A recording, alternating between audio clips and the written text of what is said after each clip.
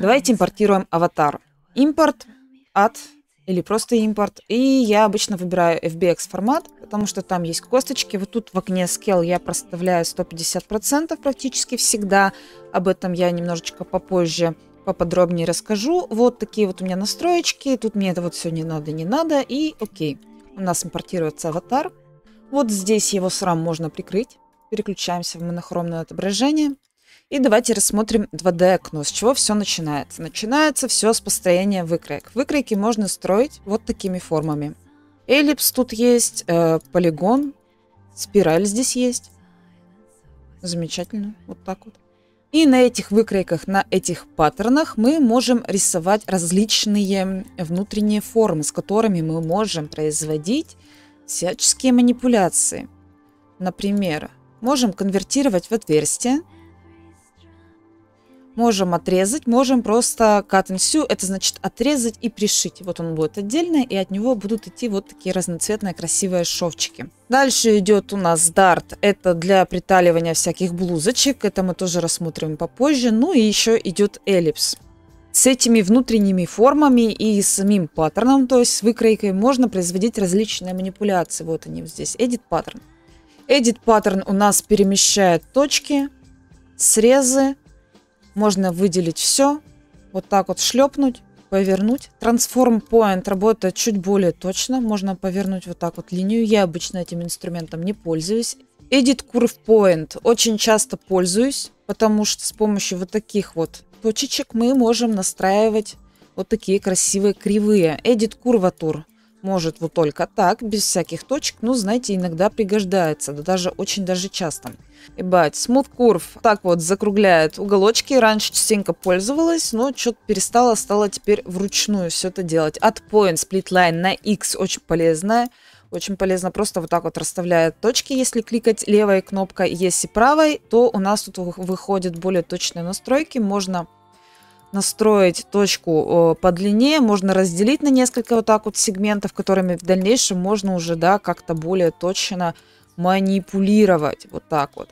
Дальше идет Slash and Spread. Честно, я им никогда не пользуюсь, даже показывать не буду. Полная ерунда. Трейс тоже полная ерунда, не забивайте себе голову. Здесь все убираем. Дальше идет автофит. Автофит сразу забываем, сразу скипаем, совершенно ненужная функция. Идут инструменты сшивания. Вот тут есть о чем поговорить.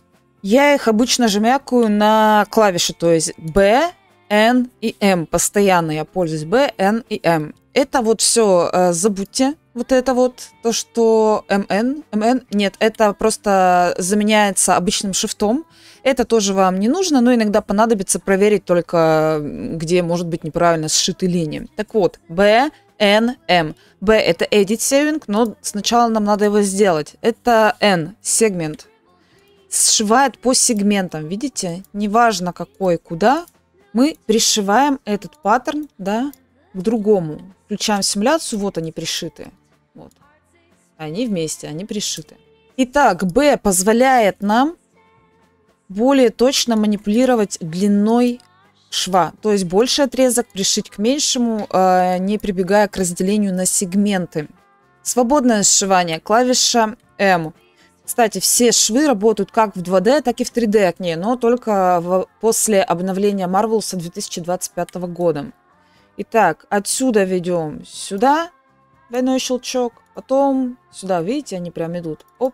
Синяя точка, вот эту вот я на B сейчас нажимаю, означает там, где швы равны. Можно за нее выходить, то есть ничего страшного не будет. Так, самое время показать свойства паттернов. Смотрите, можно щелкнуть правой кнопкой мыши на 2D окне, можно на 3D окне. И у нас тут целая куча. Не надо, не паникуйте. Вот, в принципе, все, что нам надо. Давайте возьмем и зафризим этот паттерн. Вот так вот, это же можно сделать и в 2D окне. Переместим его куда-нибудь сюда. Фриз это означает, что он не двигается, но остальная ткань с ним взаимодействует. Можно вот так вот обратно активировать.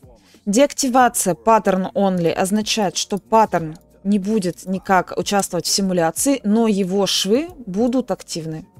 Довольно полезная функция. Вот смотрите, Shift-Q, и его нет. Что к чему пришито, не видно. Дальше активировать. Видите, теперь ткань участвует в симуляции. Усиление, это значит, что ткань у нас становится более такой плотной, но это касается не всех пресетов ткани. У нас есть еще пресеты ткани, я о них чуть попозже поподробнее расскажу. И сразу давайте я вам покажу. Вот так вот на W ставятся, вот тут не видно, вот оп-оп, ставятся маленькие пины. Они крепят полигоны на месте, чтобы они были все на месте. Обратно вот так вот, оп, W, и они открепляются. Чуть побольше о пинах мы тоже попозже поговорим, потому что они у нас расположены на самом деле в 3D окне. Вот видите? Вот это без усиления, а это с усилением. Еще есть Solidify, сейчас покажу. Предположим, вот у нас ткань. Да? Мы берем, применяем к нему Solidify, и теперь смотрите, все складки становятся как бы запеченными. Иногда очень полезная штука, но все же нагружает процесс симуляции, так что я пользуюсь крайне редко.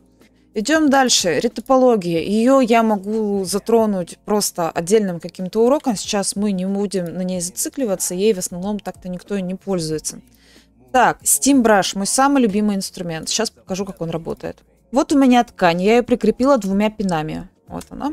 Самое время, значит, рассказать вам о полигонах ткани. Полигоны ткани включаются вот здесь, показать Warframe. Щелкаем. И в окне Property Editor есть очень важный параметр Particle Distance. Чем меньше Particle Distance, тем плотнее сетка. Вот, например, на 20, а вот, соответственно, на 5. Вот, видно. Так вот, что делает этот Steam Brush? Он либо расширяет полигоны, либо их сжимает. Вот смотрите, я сейчас возьму, прям намного сделаю. С этим инструментом надо работать очень деликатно. Я сейчас просто для примера покажу, как утрированно он работает. Так, нажимаю. И вот тут. Вот, видите? Они растягиваются. Но по количеству их больше не становится. Например, я возьму, уведу сейчас в минус. И вот здесь, видите, они сжимаются. С этим инструментом надо работать очень деликатно и на этапе уже детализации. Симтейпинг пропускаем, я им вообще не пользуюсь, полная ерунда, особенно на том скейле, на котором я работаю. Но я говорю, опять же, исключительно для себя. Edit, Texture, Transform, Graphic 2D Pattern. Забудьте, не нужна вам эти текстуры в Marvelous. Это сильно нагружает проект. Лучше сосредоточиться именно на складках. Дальше идут Pleats Fold, Pleats Saving. Про них я расскажу в уроке про юбки. Это для складок таких четких, как оригами. Edit Top Stitch полная херня, незачем вам это пользоваться этим. Это швы. Вот смотрите, я беру, делаю выкройку и захотела вот по этой линии пустить швы. Швы у нас редактируются вот здесь. Точно так же, как и сшивание K, L и J. То есть J, K и L. Да, как сшивание B, N и M. В общем, переходим сюда, здесь у нас пресеты. И мы можем вот сразу вот сегмент Top Stitch шлепнуть. Вот видите, вот они, шовчики. Они могут быть как в формате текстур, так и в формате OBJ. Здесь есть несколько пресетов, но это все, в принципе, настраивается. Это не нужно, потому что при деформации ткани это все, короче, собирается в кучу, все эти полигоны, то есть совершенно непонятно для чего. Если вам нужно для дальнейшей оптимизации, а не для рендера использовать Marvelous, то об этом забудьте. Это еще хуже, я не знаю, зачем это тут вообще нужно, смотрите. Также по сегменту свободно и по швам. Вот я щелкаю сейчас сегмент. Видите, появились складки. Вы думаете, они здесь есть? Их здесь нет, это просто нормали. Я думаю, что кто-то этим пользуется, и мне очень интересно, в каких целях. Дальше у нас внизу здесь идут всякая вот ерунда. Показать сшивание, показать швы, 3D Pen, но это мы потом рассмотрим. Симметричность тоже потом рассмотрим. Ба-ба-ба, тут все не нужно. Вот здесь вообще не нажимайте, оно заблокирует все паттерны. Я не понимаю, зачем это все сделано. А вот здесь очень даже полезная штука.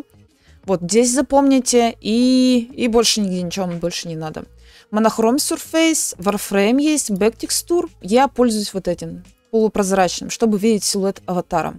Да, это все вам не нужно. Вот так.